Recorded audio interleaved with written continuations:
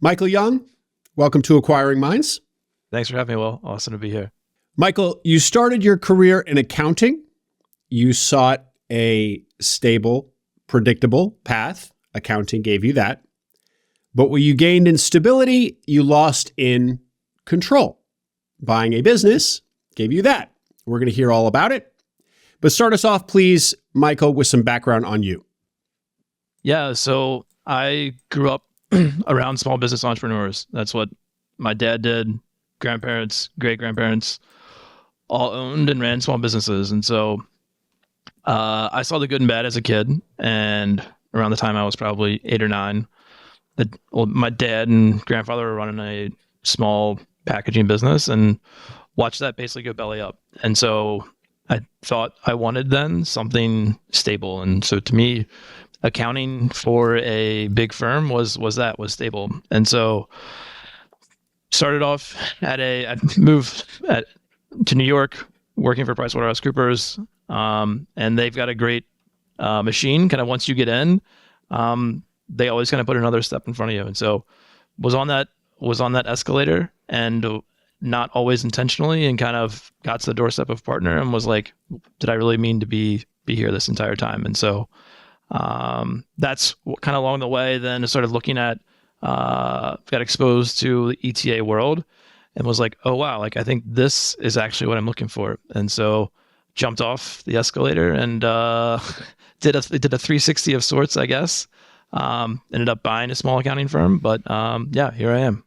Great. Thank you for that, Michael. I'm going to dig into a few of those details. First of all, take us all the way back to 8 or 9 years old, seeing this business that your dad and grandfather owned, ran, go belly up. I guess we already know what that does to the mind of a young boy, because it kind of dictated the path that you would take, at least in early adulthood. But maybe take us back. What's that like? Is that traumatic, or are you too young to really perceive how hard it is? I mean, just what's it like to be in a household at that age when that's happening? Obviously didn't know all the details at that time. I just saw all of a sudden there was a lot of stress between my dad and grandfather, and it all came back to the business. I had an awesome childhood, great childhood, would do it 10 times, do it every time again. It was just that stress came home. And so that then kind of formed what I thought I wanted. And so what happened was, kind of now I've learned more of the story, but a couple of good business lessons was there was one large customer that, and what they made or assembled was electric charcoal starters, what you'd use for your backyard charcoal grill, plug into the wall, get your charcoal grill going. So they assembled those for Craftsman in Florence, Kentucky. Craftsman was a large percentage of the business. Craftsman decides to go overseas, starting in kind of the early 90s, and that the business kind of fell apart from there. And my dad and grandfather had different ideas of kind of what to do to try and fix it. And ultimately, I think it permanently changed their relationship. And that kind of, I guess, permanently changed my trajectory as well. That's really kind of a story of, well, it's obviously not maybe Rust Belt automotive offshoring, but it is a story of manufacturing being offshored and an American owner and his employees being stuck with wondering what the heck to do. Yep, for sure. Yeah. Okay. Although I guess it was, in the early 90s, that was kind of the tail end of when it was really happening badly. Yeah. I mean, it was the tail end of it. So, I mean, it wasn't like this was like the 50s, 60s, 70s, like where a lot of this was happening. It was right. A bit later. Just because, I mean, it was a small price. There wasn't a lot of margin to potentially do it. And so it's probably down the list. And so they finally got to the bottom of the list of things to move. Well, you learned customer concentration then from an early age. I'm sure nobody was calling it that, but we all now know how important those two words are. And I also know from the pre-call, which you skipped over a little bit, is what your dad did next, please. Yeah. So then I said I saw the good and bad growing up. So the good was my dad had a young family and with 3 kids and was like, what do I do next? And so he started his own mechanical contractor. And so he had... So mechanical contracting, commercial HVAC, that is like very a hot button here in the ETA world. But he started that without any. He was not in the trades originally. He didn't know the difference between a condenser or a compressor, but he knew how to treat people. He knew how to motivate and how to connect with people. And so we started that, and he grew that into like 50 or 60 people over the next 20 or 25 years. And so he was, so saw him to be tremendously successful with that. It's so cool. And is that what he's doing today, or has he retired? So he was a minority owner in kind of that firm. They sold actually to one of the huge consolidators in the HVAC world, like 2 years ago. And so he's on the tail end. I think he's going to be retiring next year at some point. So he didn't sell to a searcher then? No, it was we had kind of toyed around with it, but I mean, it was like it would have been a big one to try and get done. It would have, and kind of we can talk through it more, but it was something where I would have needed to get outside equity to try and make it work, and it was too big. Just a little bit more on your dad being so good with people, because that's now an observation I've heard you make twice. Yeah, so I mean, he would tell you that was his motivation for growing the business, right? Because he had guys that would start with him at tech, and he's like, well, I want this guy to be able to become a project manager, because that's going to mean more income for him, more income for his family. And so he was then going out trying to grow and trying to develop opportunities for his team.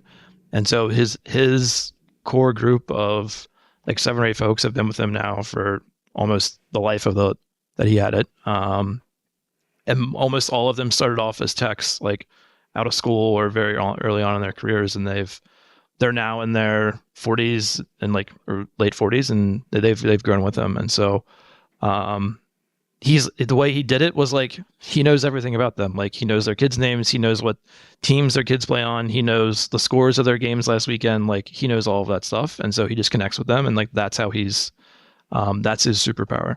That's really, I guess, exhibit A of kind of servant leadership, where he's leading by just truly thinking about how he can serve his followers, for lack of a better word.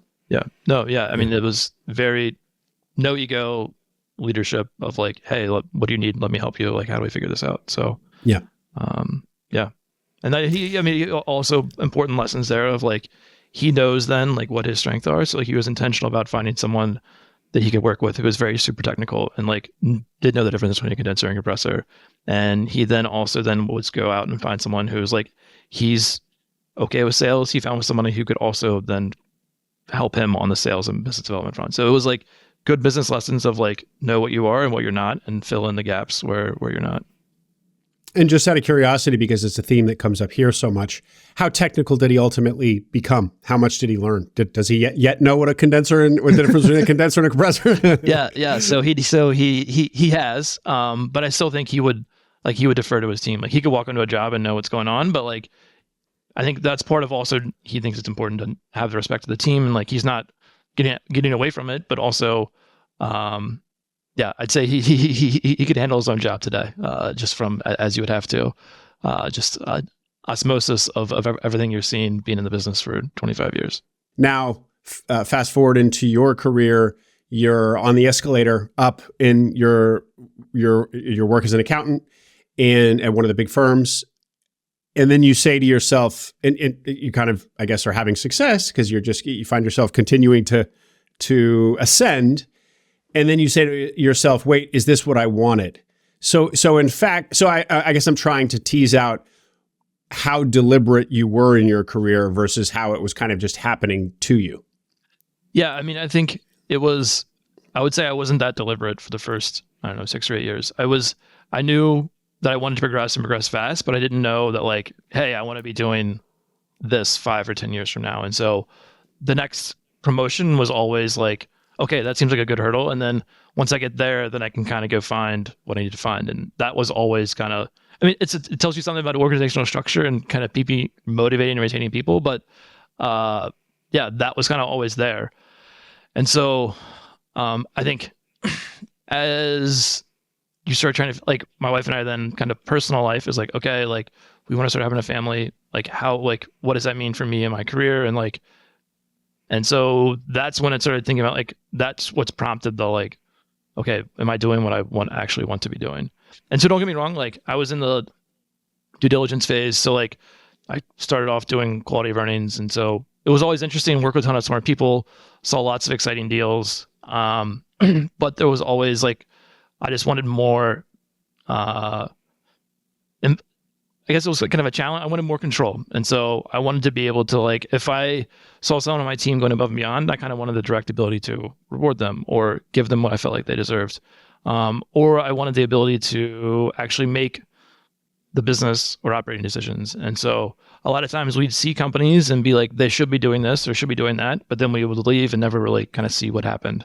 And so it was kind of like an also mentality of like, put up or shut up. Like, if you think you can do this, like, go see if you can actually do it. So that was all kind of going on. And so what originally led me to ETA, so was I was at University of Chicago. They've got the ETA program there. That kind of opened my eyes to it. And my wife had been at University of Chicago, and she actually, before I was like, she's like, I think you'd be pretty good at this ETA thing. You should look at it. And so that originally started me down the path. I reached out to one of the accelerator heads and was like, hey, just trying to learn more. And the next thing I knew, I was in their process for looking at like their kind of people who then stay there, search, and then go out and operate. And that made me realize, and so it was, again, kind of got put in the process without being super intentional about it.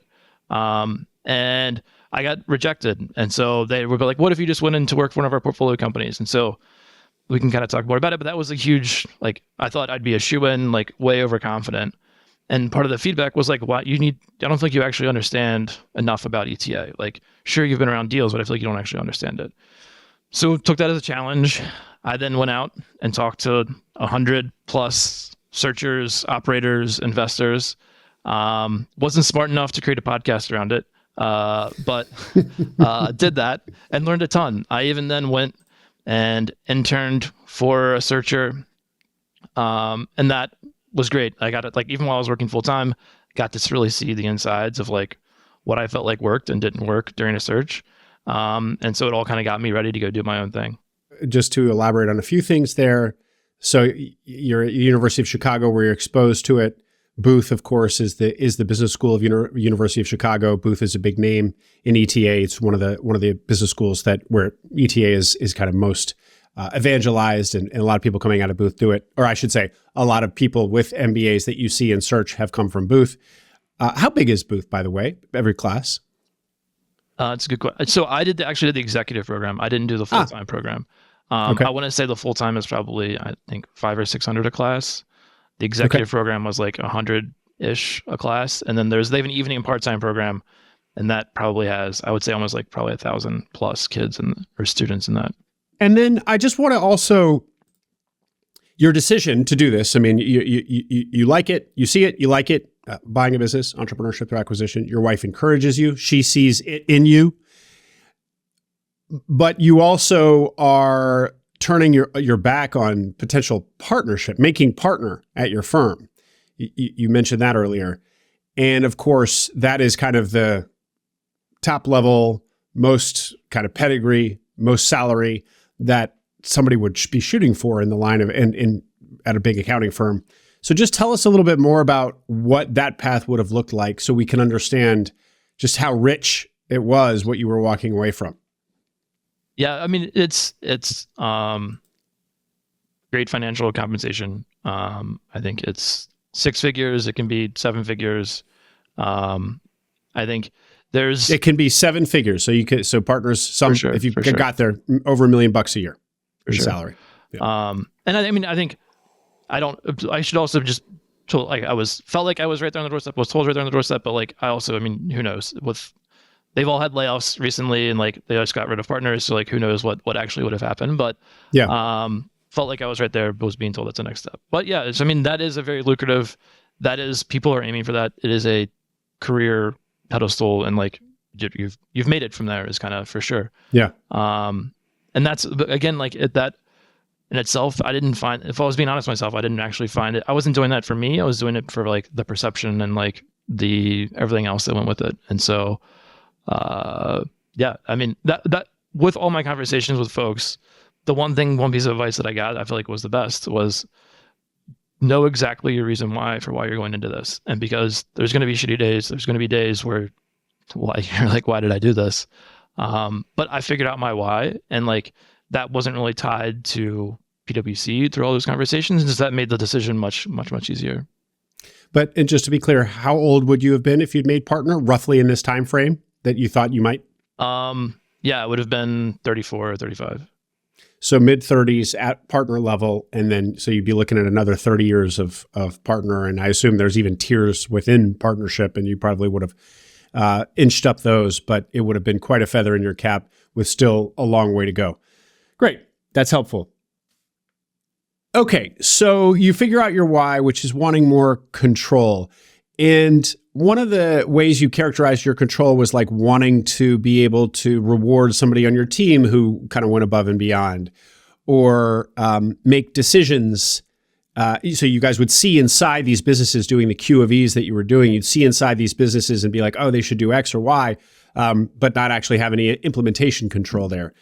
So when you talk about control, is it really that stuff, really kind of tactical day-to-day control, or is it also kind of self-actualization control, big picture control, steering your own kind of ship, or all of the above? There's probably some truth to all of that. I think there's the professional side of like, yes, I wanted to be able to see if I could actually do what I thought I was capable of professionally. I also wanted the ability to like control and be home and be dad and be husband and be who I wanted to be at home as well. And so that gave me that control to do that as well. Whereas the partner route, yes, you are kind of your own boss in a sense, but there's still a whole other like pyramid, even once you get the partner. And your first, 10 years, you're still kind of grinding to kind of figure it out. And I was like, I don't want the first, and we had just had our first daughter around the same time of me leaving PwC and starting to search. And I was like, I don't want the first 10 years of my daughter's life to me be like cranking out 120-hour weeks like for PwC. And so that was the other side of it as well. So we just wanted control personally of like, yes, like last week moved meetings calendars so I could go to breakfast with Santa at my daughter's thing. And so like, I wouldn't maybe have the ability to do that, maybe not like elsewhere. And so that was the other side of the control that that was looking for. Okay. You talk to an accelerator, you get kind of sucked into their funnel. You're going along with it, but in fact, they don't accept you.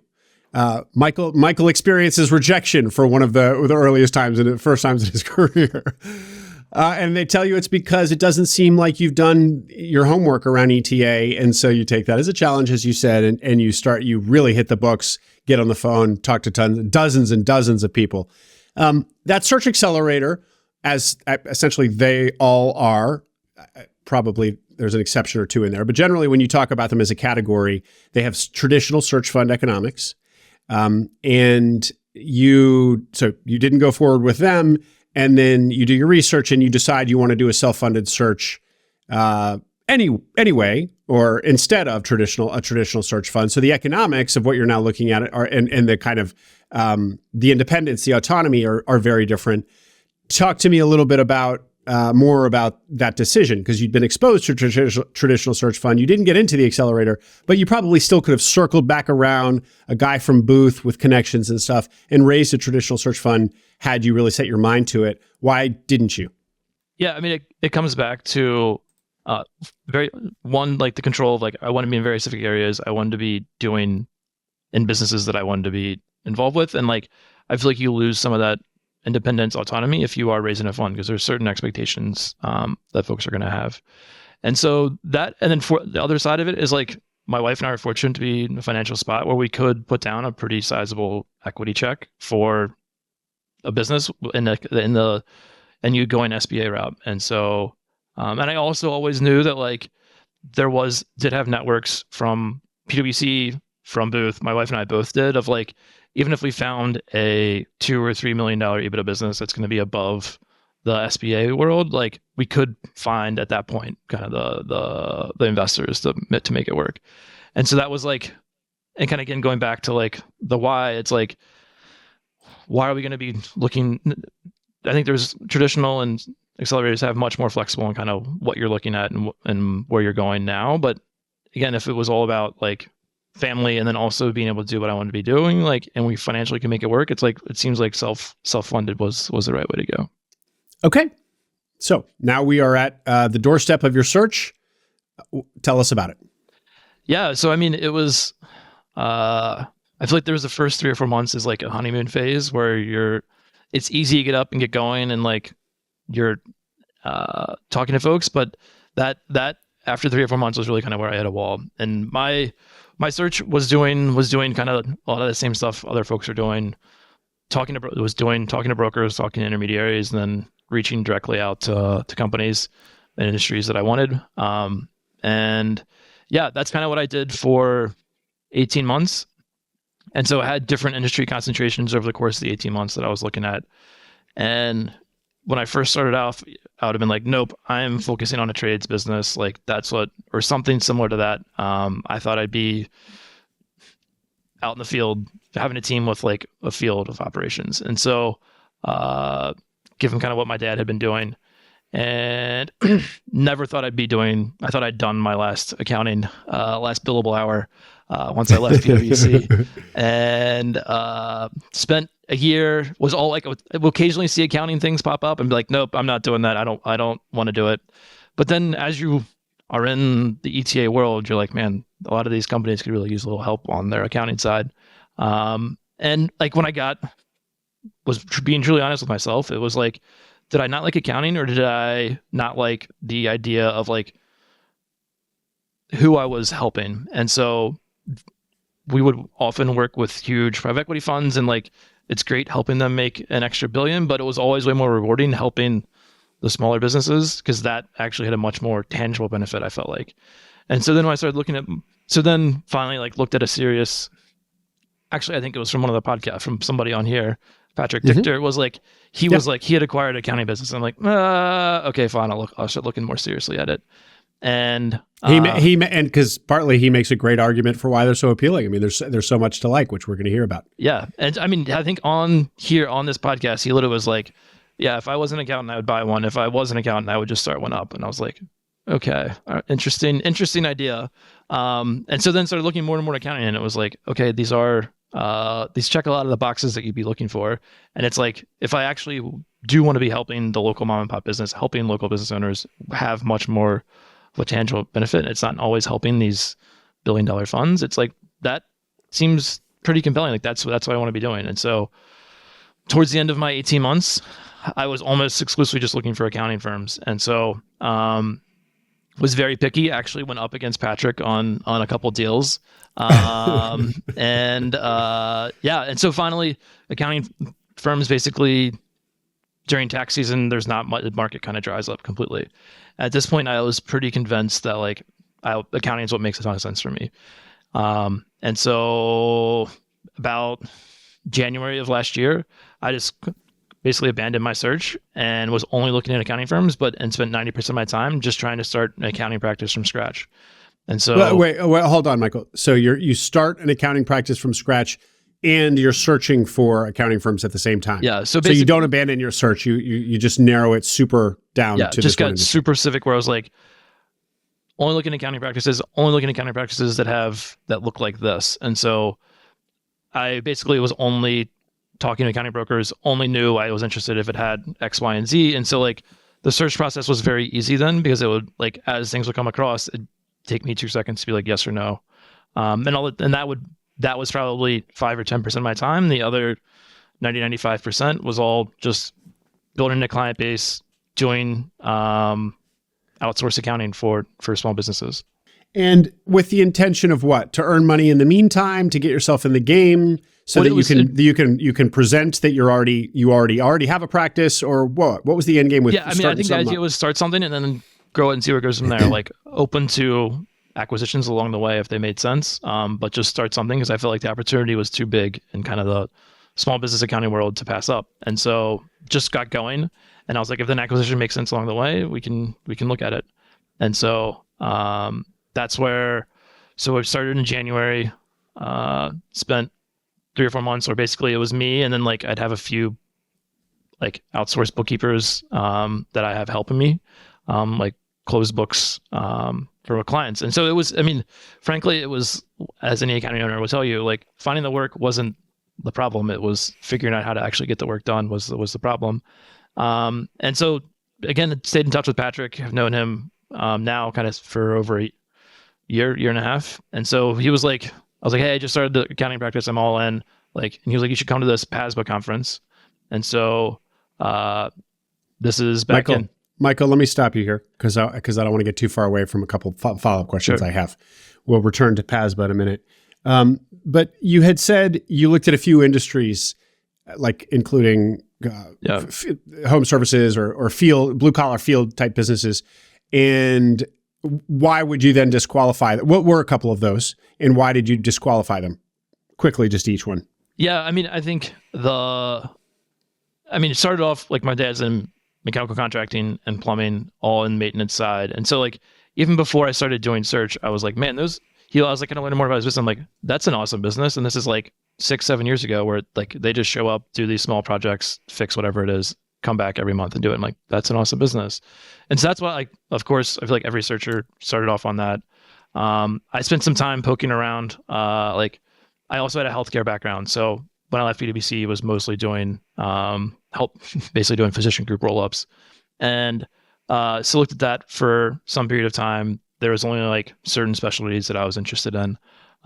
Looked at like medical equipment maintenance service companies, looked at like residential. That seems like a good business. Nice, recurring, crucial. So it was growing big tailwinds with healthcare. Yeah, it was. There's some huge players in it. I mean, I would still be open to it, but I feel like it was hard as I learned more about it. It looked like it was going to be pretty hard to grow, to like actually get your foot in the door, to actually talk to the right person, to actually get that service contract. Because a lot of times it's hooked, like that's all kind of established on the front end. So I was like, it didn't seem like a great organic growth play. I didn't necessarily want to bring in investors to make it kind of an inorganic growth play. And so was open to it, but didn't become a focus point. Okay. And then another thing is like, you would see sometimes in like this industry and other ones I looked at first I get all discouraged because I'm like, oh, I see private equity in this space. Like there's not gonna be anything to buy then. But that also was a pretty good telltale that like, okay, you are looking at halfway decent businesses then, because if some private equity is doing a roll up in that world, like that tells you somebody else agrees with your thesis. Exactly. So also looked at like association management. So like community associations, like they have outsourced providers that like will manage the board meetings and all that stuff. And so looked at, this is a kind of one I had come across in my PwC days, and it was like, great, monthly recurring, you're showing up, it's all kind of a consistent service month to month, and you're just helping the board, like a volunteer board, make decisions. And so really like that, poked around on that, also private equity world and private equity in that. And so those are kind of a few of the other industries that spent some time poking around. And why did you do an industry focused search, or like tackle industries as opposed to just being completely agnostic? I wouldn't say I was industry focused. I think there were certain geographies my wife and I wanted to be in, like, and so would search in those geographies. And I think you have to be a little bit open to industries. There was like 3 or 4 that I would never touch. But other than that, if there was something that fit the right size, like I would look at it. And then there was then the same angle would also have kind of a cross-section view of like, okay, these are industries that I know that I really like. And so I would go find ways to make sure I knew all the companies in that industry within the geographies that I wanted. What geographies did you want?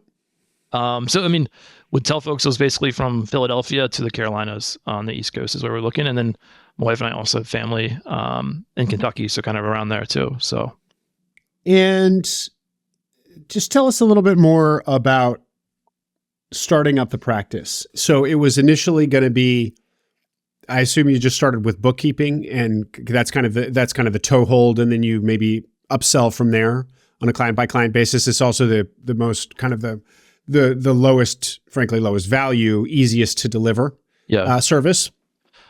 So I did that, and then did the other way too, of like, hey, I can, and so during my search, I did some consulting on the side. And so like there would occasionally be folks who were like, hey, I'm looking at this deal. Can you give me whatever? Can you look at this and help me like do a semi QOV for it? And so like so I would do like, there was also existing companies like, hey, we want to know how much we're making here or there. And so a fractional CFO type service. And so I did that as well, of like a fractional CFO toehold, and like would literally go on like Upwork and find stuff like that. And then also would then be like, hey, I've got a team who can also handle the bookkeeping if you're looking for us to kind of stay involved from here.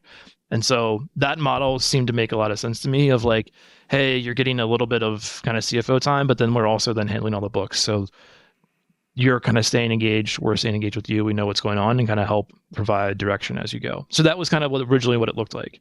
And I think the other thing I'll say is like, personally, like around this time when I was doing it, like it was hard. Like I was struggling because I had just failed at search. Like I had just quit search basically and was doing this. I think I was excited about the opportunity, but I think that was one thing I wanted to say was like, you see on Twitter or conferences or what have you, like you see the success side, like there's a lot of really smart people and that don't always get that. Like it has a lot of luck that happens with it. And so that was one thing that I really struggled with because like I hate failing and like was failing very, very publicly with family and friends. And like I got to the point where I hated going to family events because everyone would like, it was always some kind of like, everyone wanted to know what was going on because it was such a weird thing that I was doing. They're like, wait, so you're behind a business? Like, how's it going? And like, I hated going to family events because everyone always wanted to ask. And so that was something that like, I just wanted to throw out there. Like I never really thought about, but it was tough going through it. That's such a great point. I'm surprised I haven't heard it before. I don't think I have. That, yeah, when you tell, yeah, it's like a lot of things probably in life when you try something and it's a bit of a project and there's a lot of uncertainty and it could be a multi-year effort and your family hears about it. Every single family gathering means you're gonna get the interrogation. Your family probably means well. I mean, that, they're just asking what's going on. But if you've been hitting kind of hurdle after failure after faceplant, it can be quite draining and demoralizing to have to constantly deliver bad news to your family. Yeah. I mean, that was, again, kind of knowing self going into it. Like, I didn't realize that I'd always kind of steered towards like very high probability things that I feel like I was going to succeed at. And so this jumping into search was something that I knew like, this is not high probability of success, but I'm jumping in. And so if it doesn't go the way I want it to go, like, am I going to be able to handle it? And so that was, I definitely didn't pay as much attention to that on the front end as I probably should have. But, and so wait, are you also saying though that you started the practice for your ego, just so you could show yourself in the world that there was some progress going on? Yeah, to be totally honest, that would not be a non-zero percentage of it. Yeah. Well, no shame in that, man. You don't have to be honest about it. We're all doing things for our ego all the time. I know I am. Okay, and just one other thing you said and reinforced, and I'm going to reinforce again. You saw that the opportunity in small business accounting was just too big. And how you said, like, everybody who's in this space will have said that. And indeed, Patrick Dichter and Gretchen Roberts, who was on a few weeks ago, all have said that indeed, like, it's shooting fish in a barrel. It's not getting clients, it's servicing them. That's the challenge of this particular business. But just elaborate on that. Why is there such a supply-demand mismatch? And then secondly, why is it so hard to deliver good service? Yeah, I mean, it is a supply of accountants problem, right? Like the demand for accounting services isn't really like that's okay. It's growing GDP-ish probably, maybe a little bit more depending on size and that kind of thing. But the supply of accounting services is definitely going. Like you can look at any kind of industry report and like there's less people going into accounting every single year. Now, if there's a recession, like accounting does go up then, but they're like the supply side of the people providing the service is going down. And so a lot of these big firms are sucking up everybody that goes into accounting. And that leaves like the local accountants, the medium-sized accountants, like really it's really hard for them to find people or much less quality kind of team. And so that's why accounting is the services for a small business, just they're stretched way too thin. Like they've got 10 different things they got to answer like every second. And like they can't be proactive because they have too much demanded of their time. And so that's kind of what drew me in. Now we can talk about, okay, is AI coming? Is technology coming? Is all that coming? And like it is. And I think that's a whole separate conversation of like, is that good, bad, or indifferent to the accounting profession? But that's all certainly coming as well. Fascinating.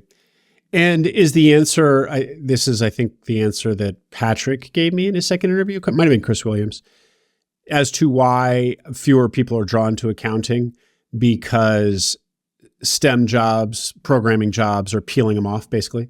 Peeling off people who otherwise would have gone into accounting in a previous era, sort of thing? Yeah.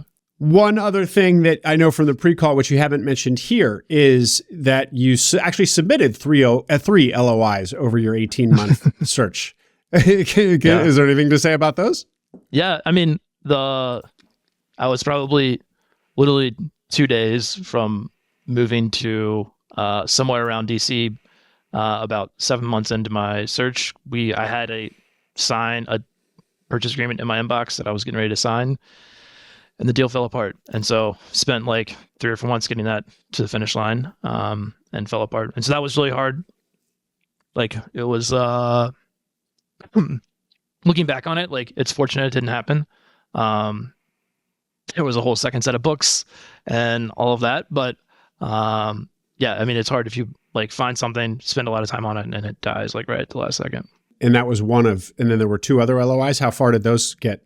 So the other one, second one, died in diligence. It kind of came clear to me that the owner's relationship was too close with the clients, and there would be churn that happened as a result of that. And like, yep, you can build that into a mechanism, but it was just like, I didn't want to have to fight that pain and deal with all that. And so, and I would say it did help, like, having done diligence for 10 years before this. Like, there was probably 2 or 3 dozen deals that like I feel like I was able to kill, that I really liked, but I was able to kill because I found something, and I'm like, yeah, we can't do this because of that. Now everyone does that, but I would say it was like, okay, if you're thinking about like, hey, what do you bring to the table as searcher going into it? That was one of the things, that was one of the strengths that I had. That was really fortunate. Now, I didn't have sales background. I didn't have like a ton of operating jobs, but that was one thing that I could lean on. And so that was beneficial for me to kind of lean into that during search. And so I guess message being that, like, again, just being honest with yourself and knowing kind of what your strengths are, and just lean into that as you're going through the search process. Yeah, that's a good call out. Do you happen to remember 1 or 2 instances where you caught something that maybe somebody who's less experienced with due diligence might not have caught it? Yeah, I mean, it was, I think people have asked me this now, and like, hey, if I'm looking at something kind of as I'm doing an LOI or like right afterwards, like, what should I be looking at? And it's like, the 2 things I tell them is like, just look at the balance sheet. Does anything look weird in the balance sheet? And just pay attention to the margins. Like, look at margins over a handful of years and make sure that, like, if they're somewhat consistent, and if it's popping up in your year that the deal's happening, like, it's probably not going to be sustainable. And so we could, like, all the time would have very sophisticated private equity clients. Those 2 things they wouldn't have looked at or thought about, and like, deals would die at some point down the road because of that. Now, not every time the deal dies because of that, but those are 2 areas where, like, just go in with eyes wide open on them if that's what you're seeing.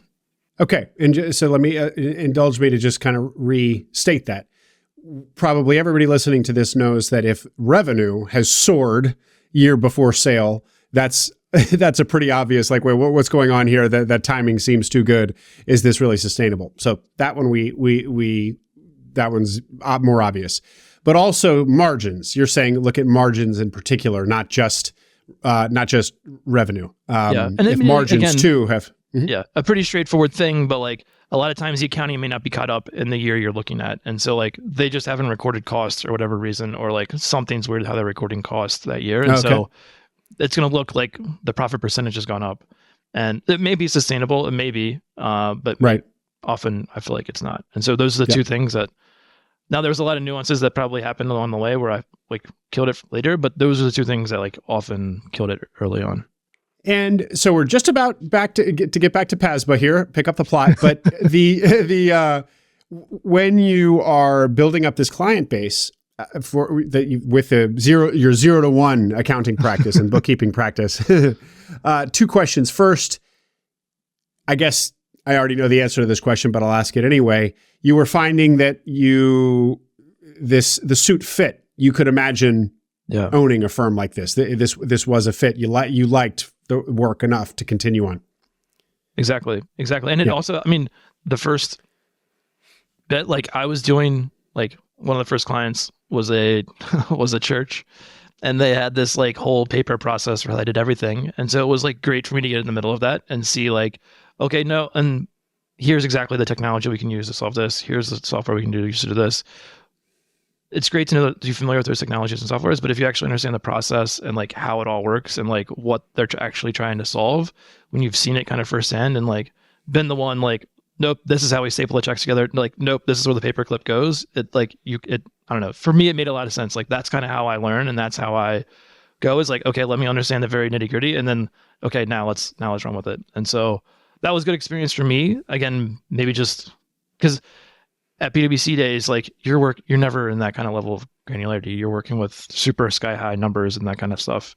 Like you're never actually in the details of like financial operations and like how should things be set up as much. And so this kind of really got me to see like the very basics. And so, it was good for me in that sense. Well, if you're literally talking about staple and paperclip placement, you're also seeing. First of all, you're also doing. You're physically on site, which you probably weren't when you're. Most accounting and bookkeeping is more and more virtual. But also you're seeing where kind of financial management and like physical operations intersect. It's like how the paper is pushed in a small business has knock-on effects in terms of like how the accounting is run. Yeah, I mean it's helped because like literally just yesterday was on a call with a prospect, and like their approval process for invoices is like everyone in the organization has to reply to an email, and then like someone has to download the invoice and like then print it and mail it. And it was like, okay, no, like here's the software we're going to use that's going to solve this. Here's exactly how this all works. The same functionality is going to be in this software, and like just help talk them through. And it's like, yes, I could have done that without that experience, but it just gave me the account, like me personally, like I needed to like have actually seen it to talk through it. And so But yeah, it's great. Again, it's also wild just seeing like there's some clients that come to us and it's like very sophisticated. They have all these automations. There's other clients who are like, nope, this is where the paperclip goes on these invoices. Great. And the other question was going to be, Michael, how much MRR or ARR did you grow this nascent practice to? Yeah. So, I mean, it was like, I got to 10,000 in like the first month. And really? Then, yeah. Like MRR, like recurring or project work? No, like 10,000 of like monthly fees. Wow. Not bad. So that's when I was like, okay, there's something here. You and Patrick Dichter have connected, and he says you should go to this PASBA thing. What is PASBA, and what happens when you get there? So PASBA is like a basically an industry association for accountants that's telling small business accountants to be business owners and not technicians. And so, I mean, you hear it said about a lot of the ETA type industries of like a technician founds their own company. They then can only get it to a certain size because they want to be the technician. Like it's the same thing's true for accountants. Like a lot of the small accountants, like they want to be the ones putting the numbers in the tax return. They want to be the ones like seeing the payroll and all that kind of stuff. They don't focus on being a business owner and creating processes and having people kind of fill the different roles. And so that's what PASBA was all about, was like helping accountants step out of that technician role and become an owner. And so, which, I mean, you hear all the time in like ETA world of like, that's kind of mentality you need to have. Yep. And so I was like, okay, if I'm starting something and I'm like, I'm now the one putting the paper clips on these invoices, I need to get out of this and have that mindset. And so, so go to the conference and see Patrick there. Somebody in his like immediate peer group was like, hey, I'm trying to get out of my practice. I need to figure out my exit plan. And like, we're at the bar and I'm like, I'll buy your practice. And because I knew passive firms were like the kind of firms that I wanted. Like they're much more built around not just year-end tax work. They're built around like, hey, we're in your books, closing your books every month. We are doing your bookkeeping. Some of them have layered in like fractional CFO, but like, hey, we have like we're in there, we're in constant communication with you throughout the year. And then, oh, by the way, yeah, we also do your tax. And so like, that was the model that I really wanted to be building towards. And so I knew once someone there. So to be clear, Michael, so what we're saying here too, is that the PASBA model is basically a recurring revenue model, as opposed to a lot of accounting engagements where it's like, there's a big spend with the client during tax time. They pay you to do the taxes, and then there's a trickle of spend over the year, if anything. And this is more like, no, let's have a recurring relationship.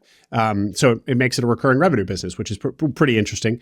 And And just to emphasize your point here, like, yeah, if you're going to go fishing to buy an accounting firm, PASBA seems the place to do it. I mean, because they've got a superior model, and everybody who's there is by definition a subscriber to this model. They're probably at different levels of implementation of the model, but they're going to be the high quality that you want. I guess you could make the counter argument that maybe the opportunity is to not go to a PASBA, to find a non-PASBA practice and then PASBA-ize it, yep. and then unlock a lot of value that way. But anyway, I mean, you see people there that are doing both, and like that's something like there's owners in PASBA they will buy heavy tax practices and then kind of pull them in and try and make them pacified, because in theory there's a lot of revenue synergy there. But so go there. Patrick introduced me to someone in his peer group, and he's like, I want to sell. And I'm like, I'll buy it. And then 3 months later, we closed. And so there was no broker involved. It was just the two of us. And it happened to be in like the DC area, which is where my wife and I wanted to be.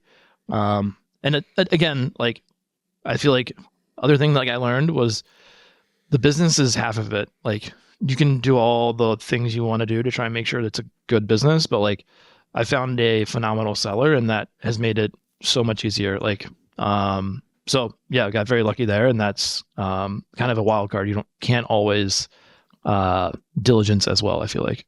When his name is David, the seller. David. When David says, I need to get out of my practice, I want to sell it. And you're like, I'll buy it.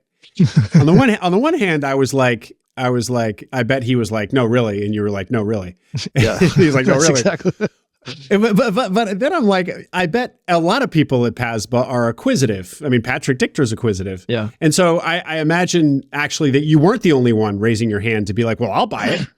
Yeah. So I mean, honestly, it went back to like the classic ETA story of like, David had been thinking about selling. He didn't really want to sell. Like, there had been regional or like large DC firms that approached him of like, hey, we really want to bring in this monthly accounting service to our firm. Like, can we bring you in? You'll run this for us. And so I think, but he was like, no, I want to keep Bay Business Group intact. I want it to still be Bay Business Group. I don't want to lose the culture. I want to make sure that people are treated well.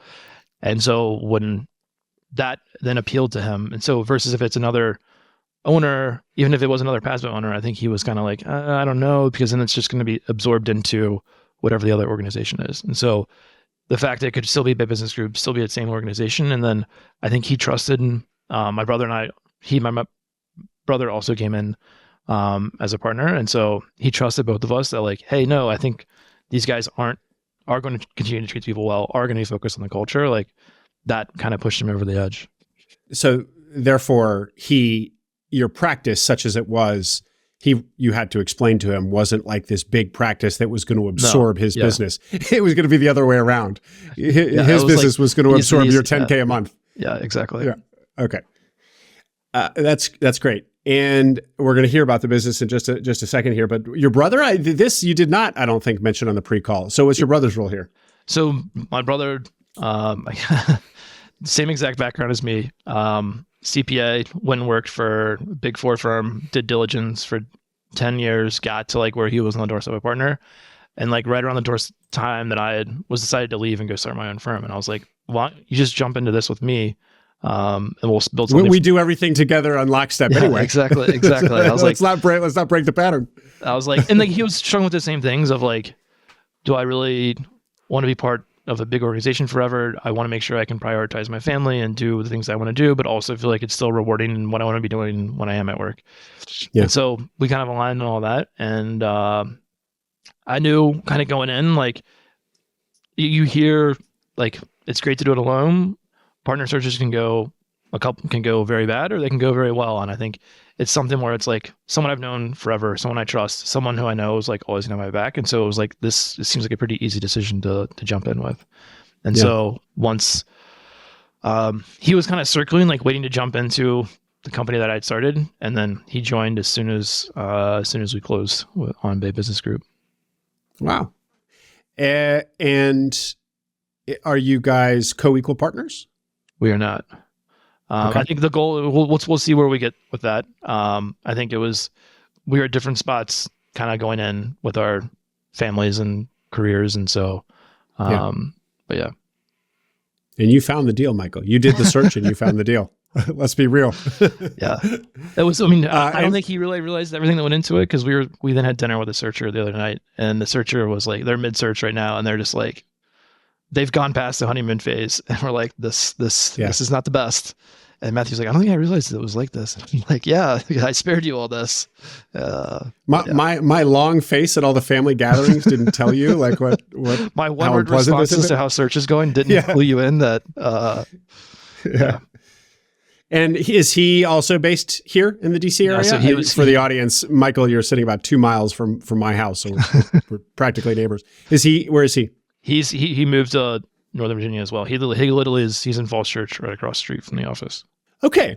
So let's hear more about David's business that you bought. Bay Business Group, and it's the Chesapeake Bay, not the San Francisco Bay. It's a question we get quite a bit. But yeah, so we have 35 people, about 20 of them in Northern Virginia, the rest all remote. And I think his background was also Big Four accounting, then left and started his own practice. And so we kind of had very similar backgrounds, but he also had a technology background. So the firm has been very out of the curve kind of technology wise versus others. And so like he had people working remote, I don't know, 10, 12 years ago. And so, but yeah, the firm today is 35 people. We've focused on, we've kind of 3 segments: defense contractors, nonprofits, and then local businesses.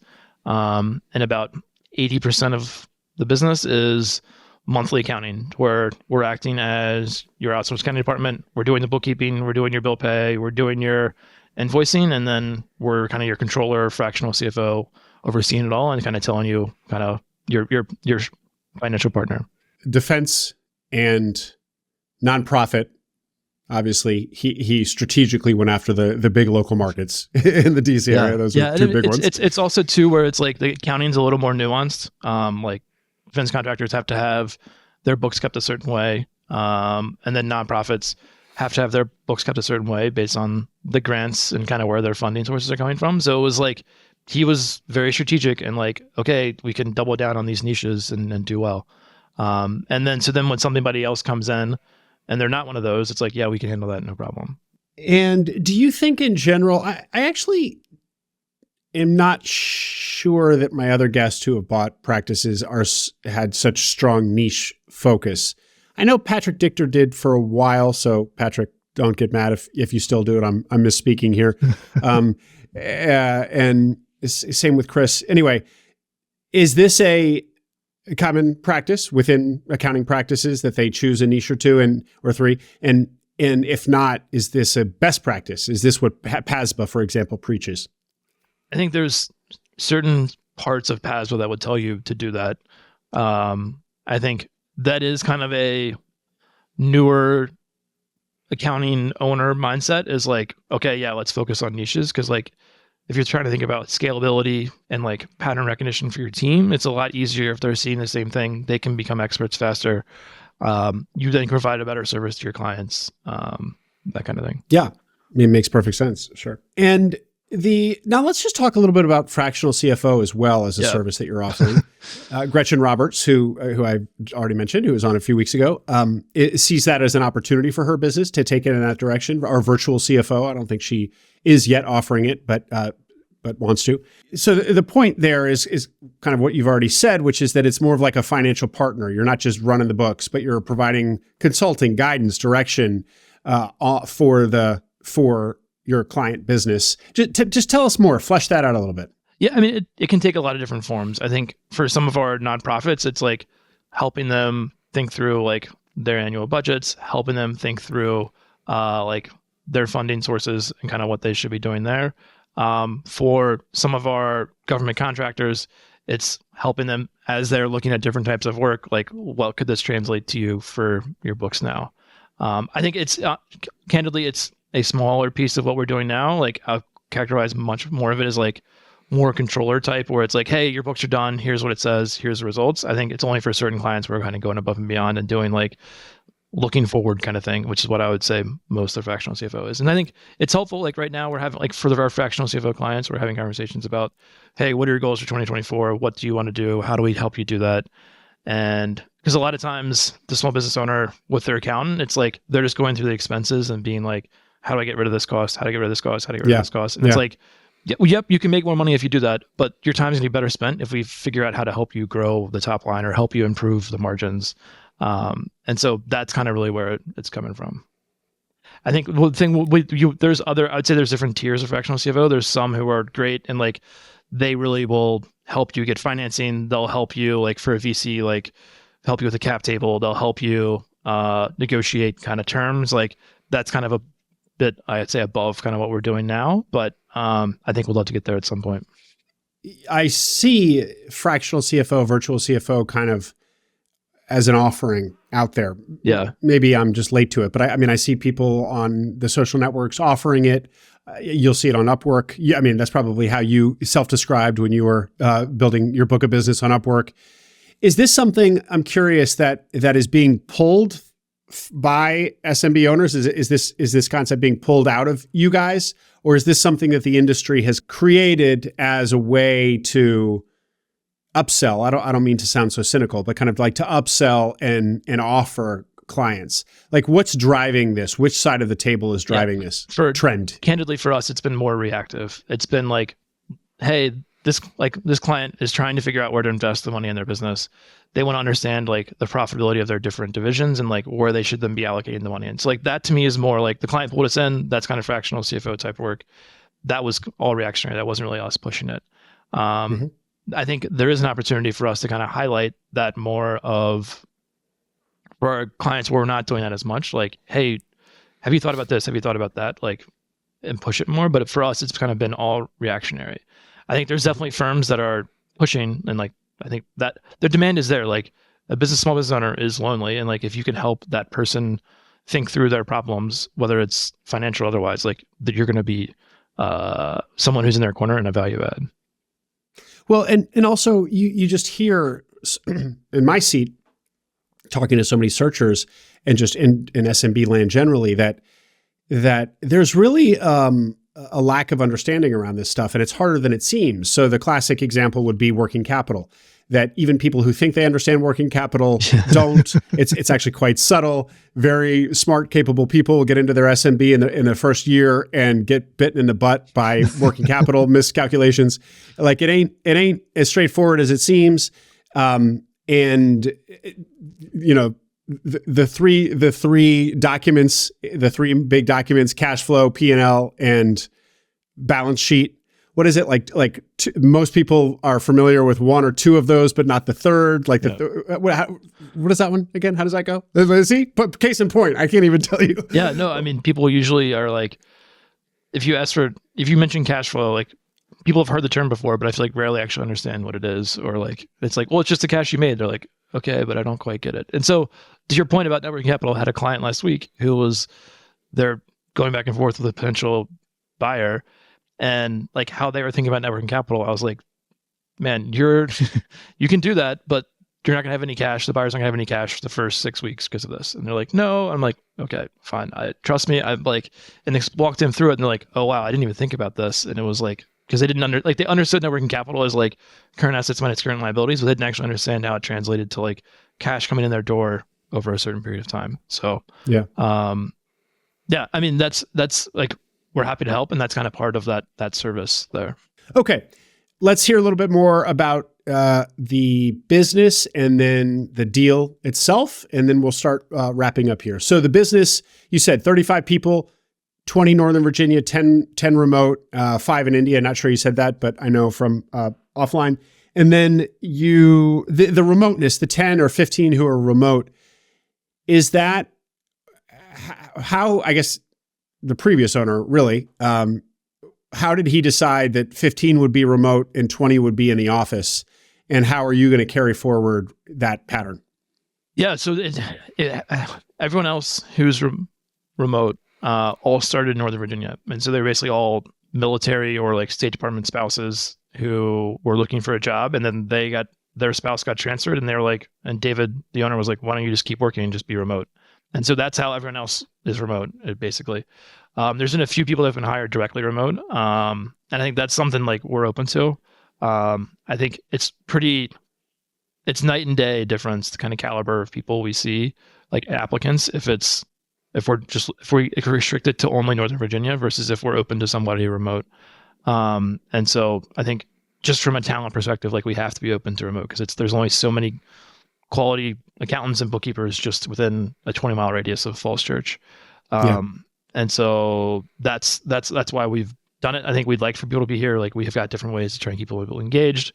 None of them perfect, but that's all. It's more of a product of kind of the types of employees that we've had of why the current remote versus in person. Yeah. Well, Michael, I hope you got a plan here because you're sitting now as owner of a business which is just classically, I feel like the employees, if they wanted to be remote, they can make a strong case for it. I mean, this is something where I just feel like accounting and bookkeeping and CFO's work is something that can be done remotely. And so the employees are going to want that. Even right now, like we're not strictly in the office. The people who are coming in the office are because they want kind of a chance to step away from home and it's not too inconvenient. Like, so we've been, again, like, I think David's mentality, our mentality has been like, hey, your stuff gets done. I don't really care when or where it happens. Just get the stuff done. Okay, 35 people. Did you say the revenue? Yeah, so it was a little over 4 million revenue. Is that a large practice in the scheme of accounting practices? 4.3 million in billings and 35 people? I mean, I would say it was large for a one owner practice. A lot of the ones that are bigger are all going to have multiple partners. And kind of be like the other thing which we didn't really talk about a ton, but like the PASA model, most accounting firm model is like a pyramid, the partner's at the top, the partner is the one who drives kind of the sales and business development. Whereas the passive firms are like that sales and business development role isn't the partner. There's a separate function that's just sales and business development where the partner then is more of a owner CEO type. And so most accounting firms are structured classically like how the Big Four are, how everybody else is, where the partner sits at the top and they're doing the sales business development. So for firms that I've seen where like that model, like the PASMA model, like it was in the bigger top quartile, I would say. And I assume with the PASMA model that what you're like, basically growth of any business, you are trading margin for size. Because if the PASMA model means hiring a dedicated salesperson and a dedicated marketing person and, basically standing up these functions, which are often just on the shoulders of the partner, that's more cost. So that eats into the margin. But the flip side, of course, is that you get to grow a bigger business and a true business rather than a practice that's just led by the partner. Yeah. First of all, so far, so good. Yeah. And I think that's also why a lot of practices like going on, like early on, it was easy for me to filter out because it's like, yep, they have 60 or 70% SDE, but it's like they're missing a huge cost of the actual owner, like technician who's doing all the work. And so that's why, like, then if you put that cost in, like the multiple looks drastically different almost every time. And so it's harder to make any of the numbers work that way. And so that's why, like, it felt like it had to be a bigger size for it to like make the numbers work.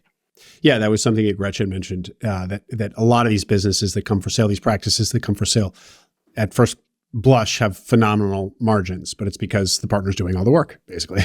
Yeah, the partner's working 3,500 hours a year, and like, yeah, it's going to take you 2 people or 3 people to replace that. And these businesses are sold as a multiple of revenue, not SDE. For whatever reason, yes. I don't know why, but that's why. I mean, it makes more sense if it's like high growth, like you're not really investing in margin, like you're not really focused on profitability. But for these, like I don't know why. Business. But okay, I understand revenue multiples then, but here it's not like we're growing at 200% a year.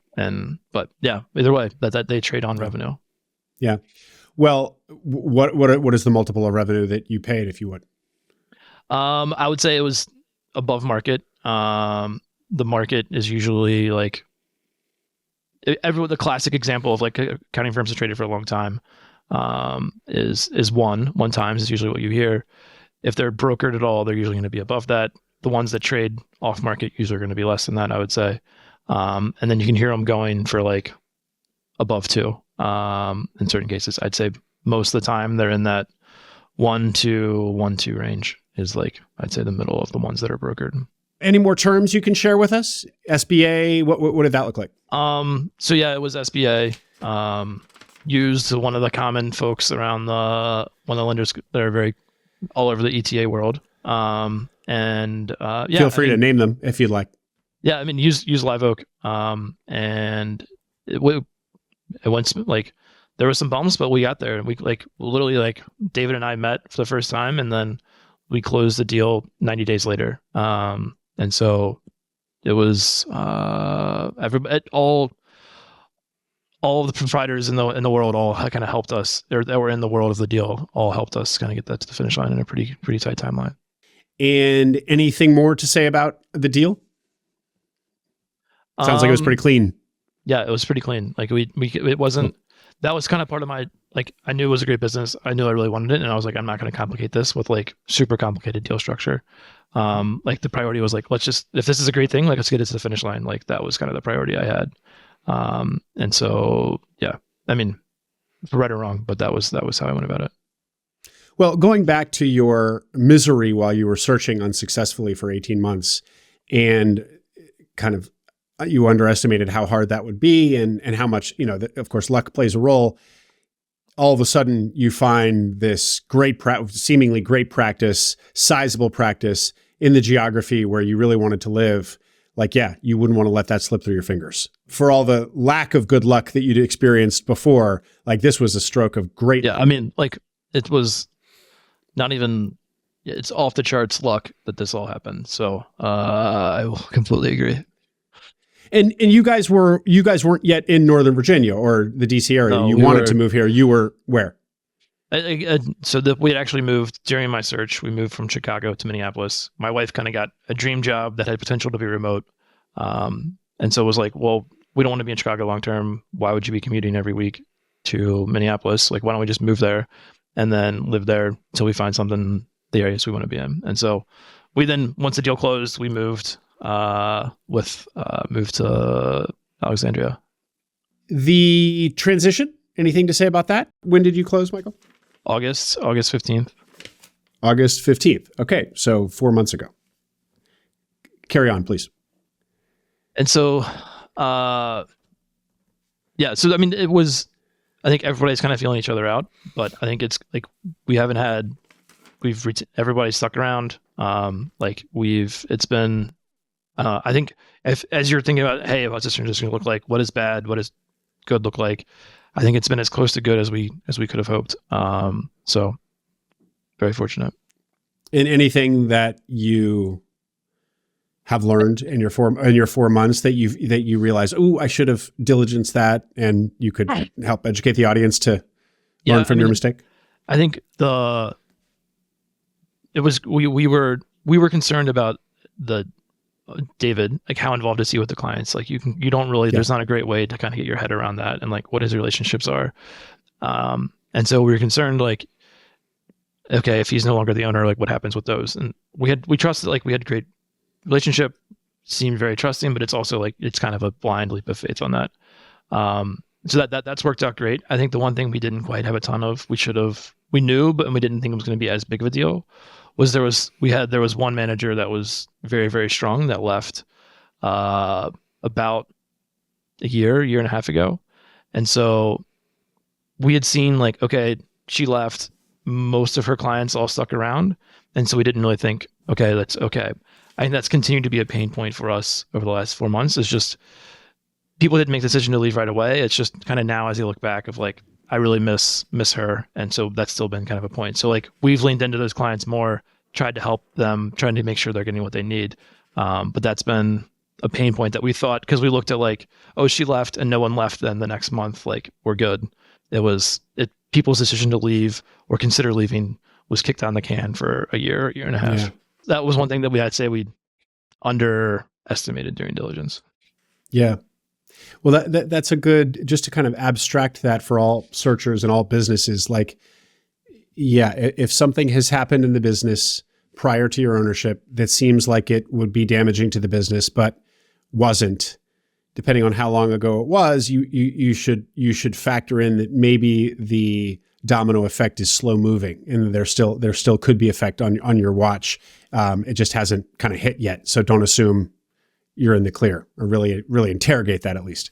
Yeah. Great. Yeah. And so, I mean, I think that's a pretty good synopsis of it.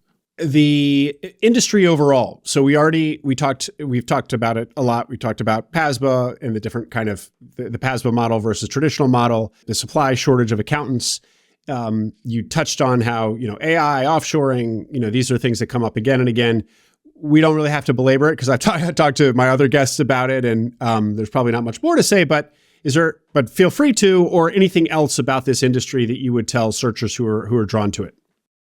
Yeah. So I think a bit different than maybe other accountants or other people that have bought accounting firms. Like, we're actually CPAs that came in. And so I think that can be good and bad, right? Like, we don't have the outside perspective that others do, but I think looking for me of like, okay, downside risk planning, like I can step in and play a manager role if like absolutely like shit hits the fan. And so that kind of gave me comfort of being able to do like what we've done. And so just as like a thing to think about, like that was kind of my backstop.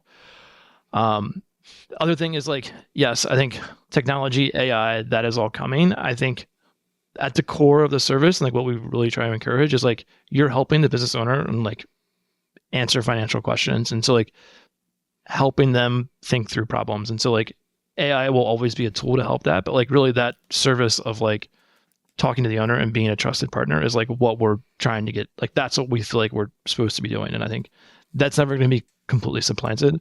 I think, and frankly, like today, our clients are more technology sophisticated. A lot of the busy work is cut out, but when they have problems, like you really have to understand accounting and really have to understand how like the technology talks to each other to like solve their problem, and like that skill I think is always going to be needed, because like we have like a lot of our clients have multiple different systems that all talk to each other in different ways. And I think knowing ultimately what you should be looking at and how it should be presented is like, that's kind of that piece of knowledge is never going to completely be obsolete. So now it could look very different. Maybe the industry shrinks, but like, I don't think it completely goes. Hopefully it doesn't go to zero. Yeah. Yeah. Well, one thing that Gretchen and I touched on was like, sometimes, I mean, this could be broadened out to all of AI versus humans, but I think even if in 10 years, 20 years, the AI has achieved the level of quality of input and advice that a human can, I suspect that there's going to be a lot of people who still just want to communicate with a human. I mean, it just purely, they just want to have another, organic brain on the other side of the discussion that they're interacting with. That might just be being old fashioned, and people will be talking to avatars, and it'll be fine. No, I'm certainly on the same page as you on that, or at least I hope that's how it plays out. Yeah. Yeah. Yeah. I mean, you got a 10-year SBA loan, Michael. So let's hope for the next 10 years, AI doesn't dig them. And just a little bit, just on the point you just made about your own industry background, at PwC, you'd been working on giant transactions for big PE funds. That's very different than the accounting needs of small businesses. And when I had actually asked you this on the pre-call, you said, my experience wasn't actually directly applicable, but in the meantime, you started your own practice. And what I'm hearing you say is that like, it might not be directly applicable, but like, it was certainly much more applicable than somebody who is not a CPA at all, for example. So you do see yourself that backstop, like you could get in if you absolutely had to, even though you'd be a little outside your comfort zone. You'd be way less outside your comfort zone than, say, a Gretchen Roberts or a Patrick Dichter. Yeah, and I mean, Patrick could maybe jump in now. I won't speak to him or Gretchen, but I think it had been living in like a very tangential finance and numbers accounting world. And so a lot of it is still ultimately the same. Like you still want to be measuring, looking at different things, thinking through the business certain ways. Like that is all still applicable. I think now what software are you using? Like, did I really use QuickBooks a ton? Did I really use like Bill.com or Ramp, or like be involved in like the granularity of like processing a payroll? Like, no, but like you understand the logic of how it should all work and like what should be happening. And so that all like, it was there. It just wasn't really maybe a muscle that I'd ever had to flex before or think about. Great, Michael. Well, I want to just close by circling back to the top and a couple of early decisions you made or thoughts that you had. First of all, decision to you didn't want outside equity. How's that playing out? I know you're only 4 months in, but still anything to reflect back on that, or you basically just still feel in line with how you did back then? Yeah, I mean, I think it's still in line. I think, I think it was kind of like, hey, there's a lot of people who gave great advice, a lot of people who have been incredibly helpful, continue to be incredibly helpful, always open to hearing others' thoughts. But I kind of really just wanted to like have the last say on some stuff. Now, maybe that changes at some point. I don't know, but that's kind of, I think it's still held true. Great. And the put up or shut up feeling that you had when you were at PwC and looking into all these client businesses and you guys all saying to yourselves, man, they need to be doing this and that and the other. Okay, now you're captain of the ship. Do you feel like early, so you're probably not making tons of decisions, but do you feel like any early signs? No, I mean, I think there's ideas are the easy part, and the like strategy is usually the easy part. It's like the execution and like implementation that's the hard part. I think you hear that, you see that from the outside, but actually being in the middle of it it's certainly holds true. And why? What's hard about execution? Just getting everybody rowing in the same direction, sort of thing. Yeah, I mean, like David had set up a great firm. We have a great firm. There's just things just around the edges, just like, hey, we just want to twist this or twist that, and it's like just even doing the twisting has still been hard, I think. So like a classic one is like half of our clients are on QuickBooks Desktop, half of them on QuickBooks Online. Desktop is going away. We need to get our clients who are on desktop onto QuickBooks Online. We've had accountants who've only used QuickBooks Desktop for the last 15 years. So just the change, like from the outside, it's like, yep, of course, like we need to move all of our clients. But then on the inside of like helping our accountants understand how to get the clients over, help them feel confident with a very similar but slightly different technology, like that's hard. And so I think we way underestimated that hard piece. Great example. And lastly, your overall why, the desire for control, essentially. How's that feeling? How's that looking? Yeah, I mean, it's held true, right? Like I wanted to be the dad and wanted to be the husband that I wanted to be. And then secondly, like if I'm not doing that, like I want to be doing what I want to be doing outside of work and feeling like I'm challenged, feeling like I'm fulfilled. And so that's kind of held true throughout. Now, I don't know, it has to be in 10 years. I don't know. We'll still see if that's the same answer, but it's been so far so good. And your kind of desire that I mentioned at the top, your early desire for stability, having watched your father and grandfather's business collapse, essentially, do you still have any kind of nagging anxieties around stability or the lack thereof? No, my wife would tell you that like I thrive when there's like all kinds of randomness like going on. So I think that was it was a fear decision, not necessarily like an actual honest decision. So at least that's what I'm saying right now. All right, great. Anything else, Michael, that we didn't hit on that you wanted to make sure to share with the audience? Your podcast was an incredible resource for me as I was going through it. Like one, learning, but then two, just like hearing people of like what they did. It almost got to the point, like there were certain times during search where I like couldn't listen to it because I'm like, it just made me like, again, the dejected feeling of like, I didn't achieve what I was supposed to be achieving. But I think was just trying, my only main message was like, hey, if luck has a unbelievable factor of like good and bad outcomes here. And so I feel like luck has swung my way. And so for the people that it hasn't swung their way, it's like, it was luck. It was not anything else is basically the message. Great message. Thank you. Thank you for saying that, Michael. Yeah. It's doing the pod, you want to be inspirational to people and show them what's possible. That really is kind of the raison d'etre of Acquiring Minds. But fully recognize that success story after success story can be demoralizing to people who aren't achieving the same success for bad luck and other reasons. Not to mention, it's not a true picture of what goes on. It's not all roses and unicorns, as we know. And so we also look for the unhappy stories to air as well. But those are harder to find. But we are always looking for them, audience. So if you want to share a story where things didn't go as well, hit me up. But good call out, Michael. Thank you for that. And if people want to get in touch, how do you prefer they do so? The old email is probably the best way. So that'll be in the notes. Michael Young, congratulations on finally hitting some good luck and getting what seems like a great business. And thanks for coming on. Absolutely. Thanks for having me, Will. Really appreciate all you've done. Thank you. I hope you enjoyed that interview.